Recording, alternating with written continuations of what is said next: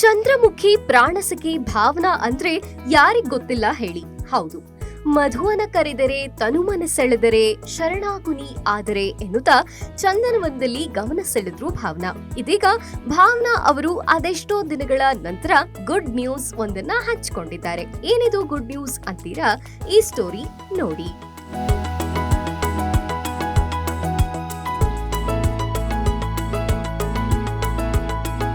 ಚಂದನವನದ ತಾರೆ ನಟಿ ಭಾವನಾ ರಾಮಣ್ಣ ಅವರು ಮದುವೆಯಾಗದೆ 40ನೇ ವಯಸ್ಸಿನಲ್ಲಿ ತಾಯಿಯಾಗ್ತಿದ್ದಾರೆ. ಈ ವಿಚಾರವನ್ನು ಸ್ವತಃ ಭಾವನಾ ಅವರೇ ತಮ್ಮ ಇನ್ಸ್ಟಾಗ್ರಾಂನಲ್ಲಿ ಹಂಚಿಕೊಂಡಿದ್ದಾರೆ. ಭಾವನಾ ಅವರು 6 ತಿಂಗಳ ಗರ್ಭಿಣಿಯಾಗಿದ್ದು ಶೀಘ್ರದಲ್ಲೇ ಅವಳಿ ಜವಳಿ ಮಕ್ಕಳಿಗೆ ಜನ್ಮ ನೀಡಲಿದ್ದಾರೆ. ಆದ್ರೆ ಇದುವರೆಗೂ ಮದುವೆಯಾಗದೆ ನಟಿ ಭಾವನಾ ಹೇಗೆ ತಾಯಿಯಾಗ್ತಿದ್ದಾರೆ ಅನ್ನೋದು ಎಲ್ಲರಿಗೂ ಒಂದು ದೊಡ್ಡ ಪ್ರಶ್ನೆಯಾಗಿ ಕಾಡ್ತಿದೆ, ಜೊತೆಗೆ ಆಶ್ಚರ್ಯ ಆಗ್ತಿದೆ. ಆದ್ರೆ ಇದು ಸುಳ್ಳಲ್ಲ ಕಣ್ರಿ. ನಿಜವಾಗ್ಲೂ ಭಾವನಾ ಅವರು ಸದ್ಯದಲ್ಲೇ ಟ್ವಿನ್ಸ್ ಮಕ್ಕಳಿಗೆ ಜನ್ಮ ನೀಡಲಿದ್ದಾರೆ. ಚಂದನವನದಲ್ಲಿ ನಟಿಯಾಗಿ, ರಾಜಕೀಯದಲ್ಲಿ ರಾಜಕಾರಣಿಯಾಗಿ ತಮ್ಮನ್ನು ತಾವು ತೊಡಗಿಸಿಕೊಂಡು ಭಾವನಾ ಅವರು ಸಿಂಗಲ್ ಆಗಿ ಜೀವನ ನಡೆಸುತ್ತಿದ್ದಾರೆ. ಮುಂದುವರೆದ ವೈದ್ಯಕೀಯ ತಂತ್ರಜ್ಞಾನದಲ್ಲಿ ಇದೀಗ ಪುರುಷನ ದೈಹಿಕ ಸಂಪರ್ಕವಿಲ್ಲದೆ ಅಮ್ಮನಾಗ್ತಿದ್ದಾರೆ ಭಾವನಾ ಅವರು.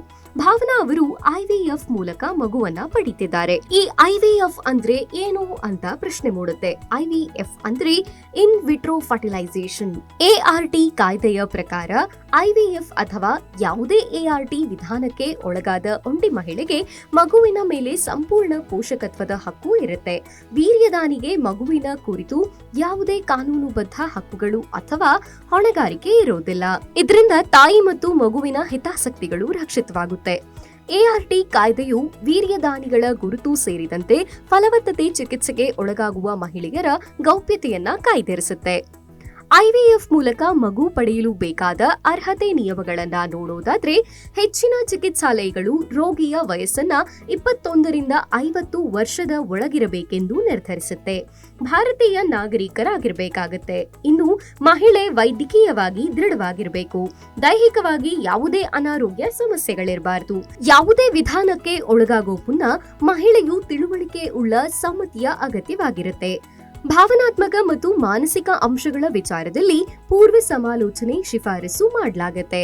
ಇನ್ನು ವೈದ್ಯಕೀಯ ವಿಧಾನಗಳನ್ನ ನೋಡೋದಾದ್ರೆ, IVF ಪ್ರಕ್ರಿಯೆಗಳಲ್ಲಿ ಅಂಡಾಣು ಸಂಗ್ರಹಣೆ, ಪ್ರಯೋಗಾಲಯದಲ್ಲಿ ವೀರ್ಯದೊಂದಿಗೆ ಫರ್ಟಿಲೈಸೇಷನ್ ಮತ್ತು ಭ್ರೂಣದ ಗರ್ಭಪಾತ ವರ್ಗಾವಣೆ ಸೇರಿದಂತೆ ಹಲವು ಹಂತಗಳನ್ನ ಒಳಗೊಂಡಿರುತ್ತೆ.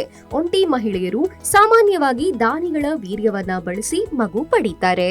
ಇನ್ನು ಈ ಕುರಿತು ಭಾವನಾ ಅವರು, ನನ್ನ ತಂದೆ, ಒಡಹುಟ್ಟಿದವರು, ಪ್ರೀತಿ ಪಾತ್ರರು ಬಹಳ ಹೆಮ್ಮೆ ಮತ್ತು ಪ್ರೀತಿಯಿಂದ ನನ್ನ ಪರವಾಗಿ ನಿಂತ್ಕೊಂಡ್ರು. ಕೆಲವರು ನನ್ನ ನಿರ್ಧಾರವನ್ನ ಪ್ರಶ್ನಿಸಿದ್ರು, ಆದ್ರೆ ನಾನು ಇದಕ್ಕೆ ಸಿದ್ಧವಾಗಿದ್ದೇನೆ ಎಂಬುದು ನನ್ನ ಮನಸ್ಸಿಗೆ ತಿಳಿದಿತ್ತು. ನನ್ನ ಮಕ್ಕಳಿಗೆ ತಂದೆ ಇಲ್ಲದೆ ಇರಬಹುದು, ಆದರೆ ಅವರು ಕಲೆ, ಸಂಗೀತ, ಸಂಸ್ಕೃತಿ ಮತ್ತು ಅಪರಿಮಿತ ಪ್ರೀತಿ ತುಂಬಿದ ಮನೆಗಳಲ್ಲಿ ಬೆಳೀತಾರೆ. ತಮ್ಮ ಬಗ್ಗೆ ಹೆಮ್ಮೆ, ಆತ್ಮವಿಶ್ವಾಸ ಆಗುವ ರೀತಿ ಅವರನ್ನ ಬೆಳೆಸಲಾಗುವುದು. ಬಂಡಾಯದ ಕಾರಣಕ್ಕೆ ನಾನು ಈ ದಾರಿ ಆಯ್ಕೆ ಮಾಡಿಕೊಂಡಿಲ್ಲ. ನನ್ನ ಸತ್ಯವನ್ನು ಗೌರವಿಸುವ ಸಲುವಾಗಿ ಆಯ್ಕೆ ಮಾಡಿಕೊಂಡೆ.